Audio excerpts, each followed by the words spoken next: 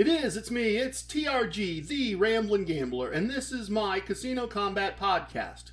It's episode Yo 11. Sadly, that's kind of what I know about craps at this point. So, here we go. Ladies and gentlemen, non-binary persons, children of all ages and persuasions who are of legal age, this podcast discusses gambling and casinos.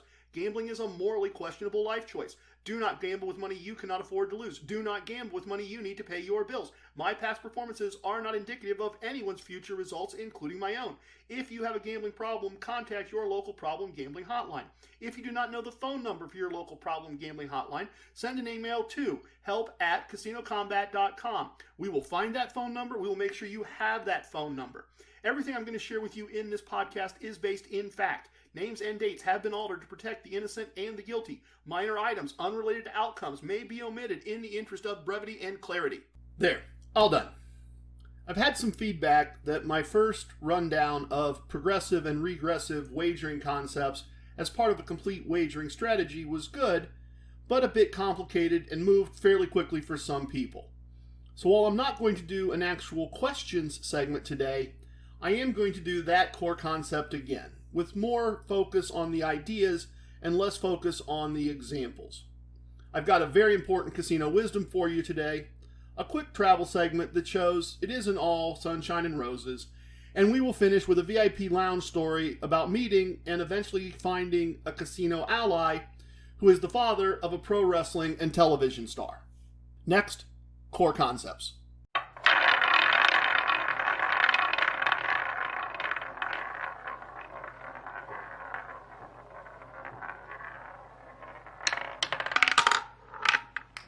As I said, I'm going to relook at progressive and regressive wagering as part of a complete wagering strategy. And again, I didn't invent either of these concepts. I read about them in books. I'm sure other people have merged the two concepts together. I don't know any of them, but I'm sure that's happened. And I know plenty of players who do a much less precise version of this based just on instinct, watching other patterns, watching other people's results. I just prefer to take the instinct out of the process. If we are playing a game with a very small house advantage, regardless of what happened in the past, the chances of the next hand or the next spin of the wheel being a win or a loss are still 50-50. Unless you're counting cards or a dice manipulator, the next result is random. If the ball on a roulette wheel has landed on a red number the past 20 spins, the odds are still very close to 50-50 that it will land on red on the next spin.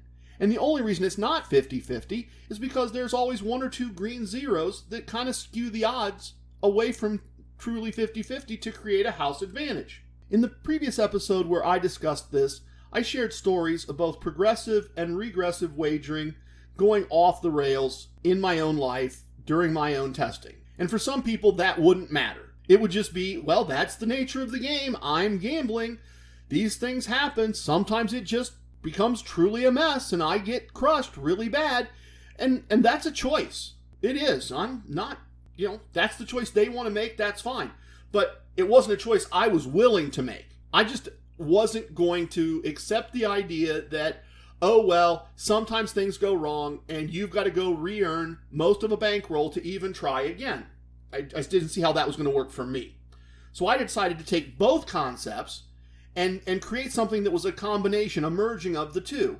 And then I was going to use that to take all the emotion and instinct and made-up pattern recognition out of the wagering process.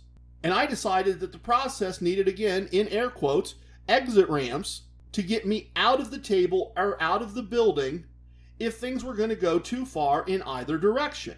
So let's look at progressive wagering. In its most primitive form, it works like this. You bet $1 each play until you win. And once you've won a hand or a spin, then you add $1 to the next wager.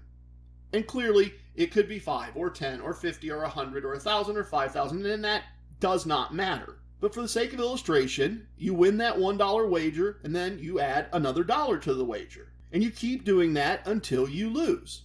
And it's great if you have a long string of wins. And it's okay if you just keep losing. You're losing a very small amount over and over, and if it continues, you can just decide, okay, well, I guess I've had enough. It's horrible if the 50-50 game that you're playing generates the expected 50-50 results, because you wager and you win, and then you wager double and you lose double, and you've lost on those two hands. But a 50-50 game is the kind of game I think you have to look for to have any chance. So we got a problem with this approach.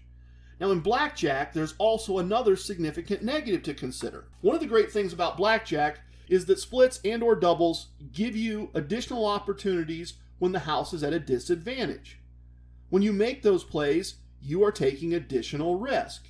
If you keep adding $1 every time you win a hand, eventually, maybe you have a $10 wager or a $15 wager. It's a wager bigger than you really should make for the amount of money you started with if you sized your bankroll correctly for a $1 wager.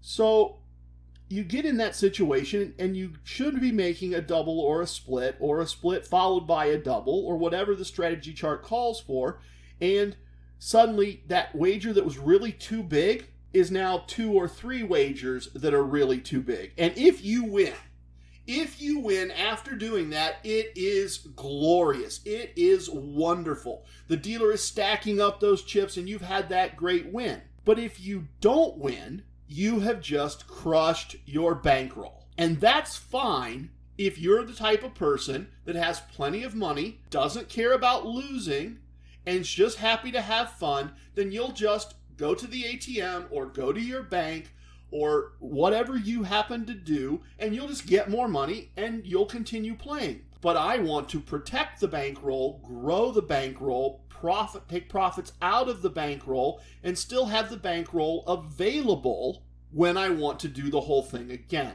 So I need to avoid that, oh wow, I won 9 hands in a row, I've just made a $9 wager or a $10 wager, and now I'm making a $30 or $40 wager, $100. So we have one big negative regardless of the game we select, and we have a second big negative if we pick blackjack, which is statistically our best chance of actually winning.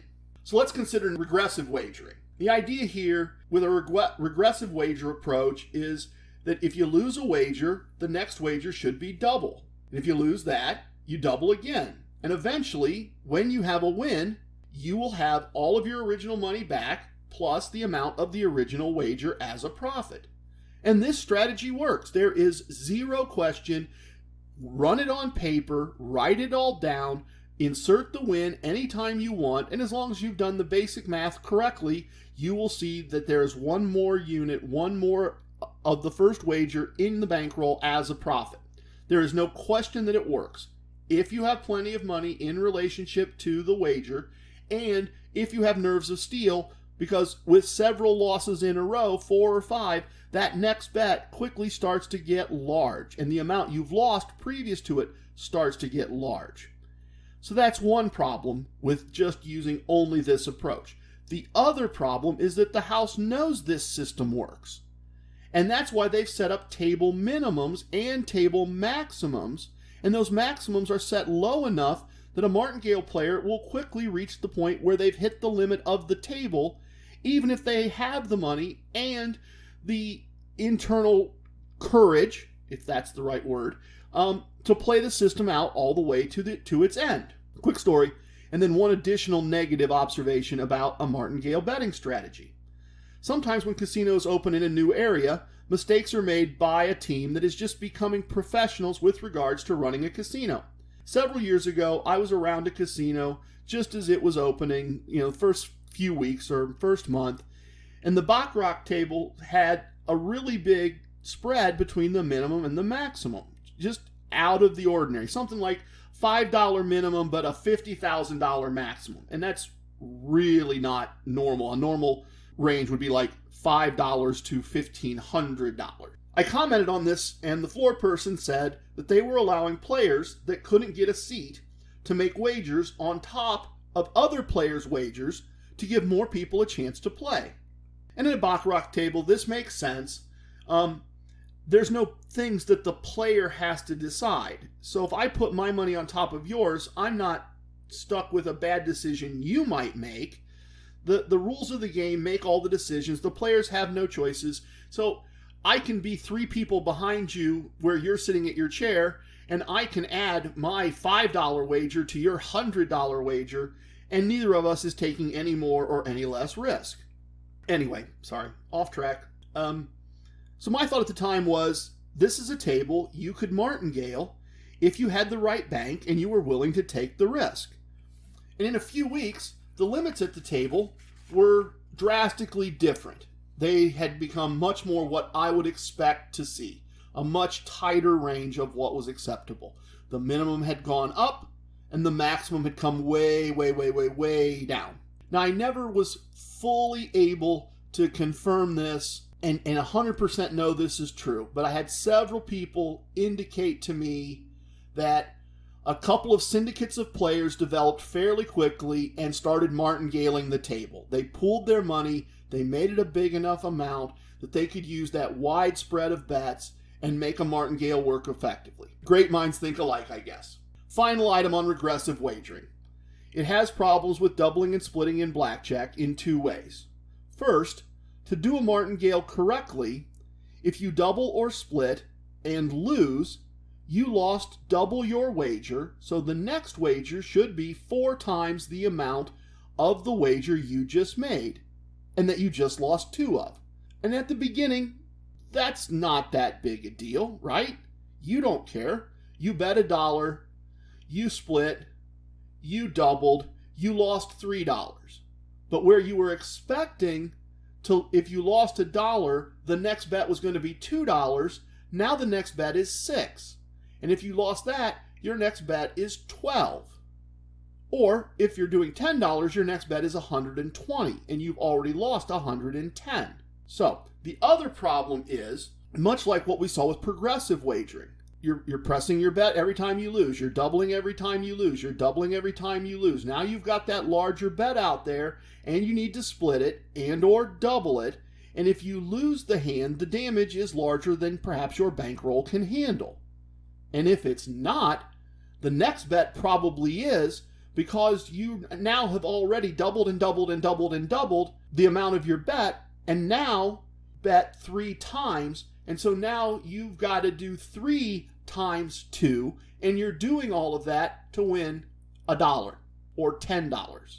So that's the problems with a full regressive wagering strategy. Both approaches can work. Both can make a real mess. My approach is to combine them and then create exit points to minimize the damage. A small number of losses that causes me to leave, or a point at which I stop putting additional wagers on top of a series of wins.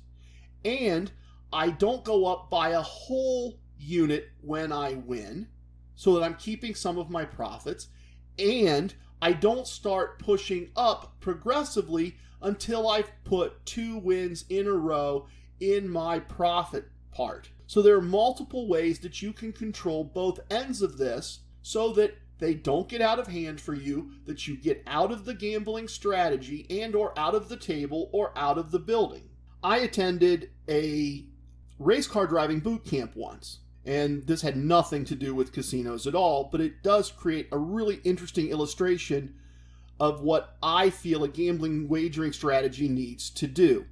So they showed us a video of a car with a bowl, kind of like a large salad bowl, and it was secured to the hood of the car. And then they showed us that they put a rubber ball in the bowl, and they showed us that if the car accelerated too quickly, the ball would roll out of the bowl toward the rear of the car. And if you brake too hard, the ball will exit to the front of the car. And obviously sharp corners will cause the ball to exit toward one side or another. But gradual acceleration, gradual braking, gradual cornering will keep the ball inside the bowl. A good driver keeps the ball in the bowl while going as fast as possible. A wagering system with progressive and regressive concepts tries to keep wagers in the metaphorical bowl, winning as much as possible, but then telling you to exit before the car crashes. I talked about the TRG wagering system number 1 in episode 3. It contains all of these elements. If you think I need to review that again, drop me a note via questions@casinokombat.com and spell combat with a K. Next up, today's casino wisdom.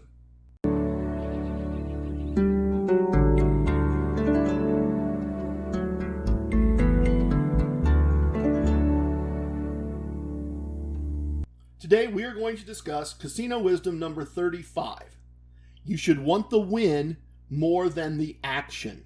Gamblers, the house, everyone kind of involved really, always refers to wagering as, again, with air quotes, action. And there are players that just love that feeling, that moment of not knowing what the outcome is going to be, that feeling of winning a large bet.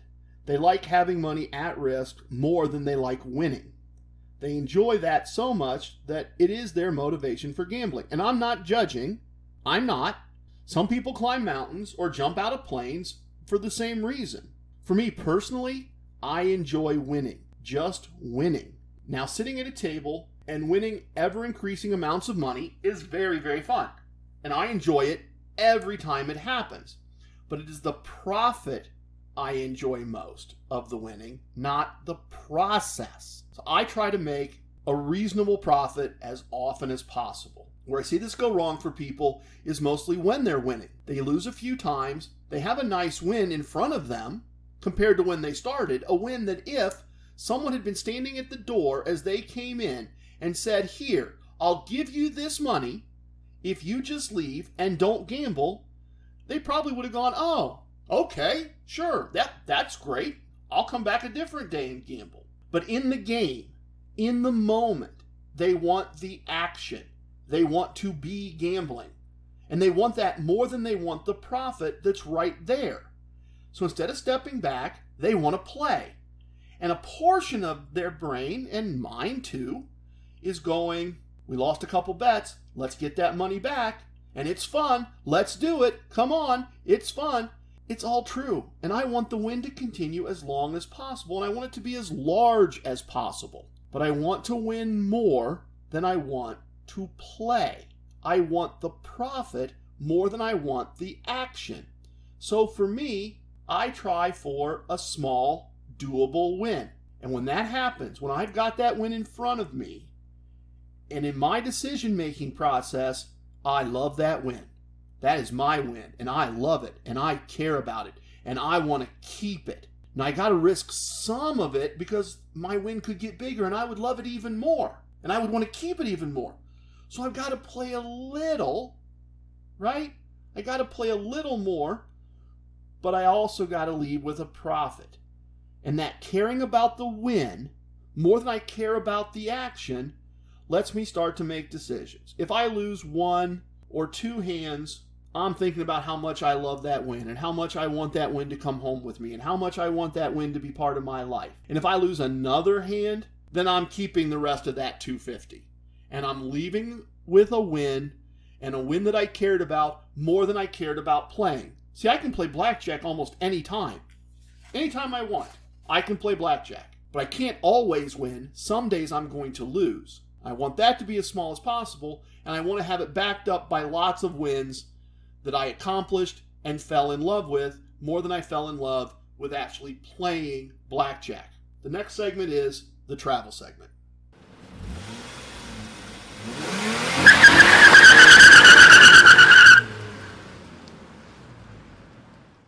So, Mrs. TRG is back to work, and given everything going on, that work is more stressful than it usually is. And that groundwork that we did, that I've talked about, that we did back in June and July, it's paying off. We both got a small amount of match play at Casino 1, and Bubba's willing to comp the room willingly. It's not a very long drive, so we have a very low-cost weekend getaway all set up for us and functional, and that's because of what we did in June and July to build that relationship and to put that groundwork in. Look, it's not exactly a full resort experience yet. The spa isn't open, the pool isn't open, the golf course is open, but we don't particularly golf, and if we do golf, we golf poorly. But it is a fun, relatively safe place to get away and have a true sense of being out of the house and off of the normal work week. And it gives Mrs. TRG some much-needed downtime. So my first night of gambling was rough. Very, very rough. I kept reaching a negative exit and walking away with a small part of my buy-in. Mrs. TRG had a solid evening and managed to make up for my struggles. we finished with the evening having lost and spent $2.50, which we actually thought was pretty funny when we counted everything up in the hotel room. The next morning, we decided to take one more try at things, see if we can get a win going before we make the drive home. Unfortunately, as happens, we quickly both hit a point of losing enough that we were ready to just wrap things up and accept that we had a small loss. So we headed home having lost and spent a little more than half a day's pay. I had a client to see on Monday that was very near my local casino, and they had a $25 free bet available to me. So I stopped in and won just a bit less than a day's pay. In the end, call it a wash for the 2 visits. Actually, more probably, and I didn't. If I counted up all the way down to the very small bills in the bankroll, we probably had a minor loss. Less than significant, but we certainly had a loss and spend that was negative this week. So we didn't win. We lost and spent a small amount, as I said. We enjoyed a free hotel room with a great mountain view and a dinner in a restaurant that we like, and we enjoyed trying to take some of the casino's money home, even though we didn't. And that was a much needed break, and that's the casino lifestyle in small form. It's not living an entire week in a casino, but we did do those casino things and we enjoyed them, and it cost virtually nothing, and hopefully we can get them back next time. We are going to finish with a trip to the VIP lounge.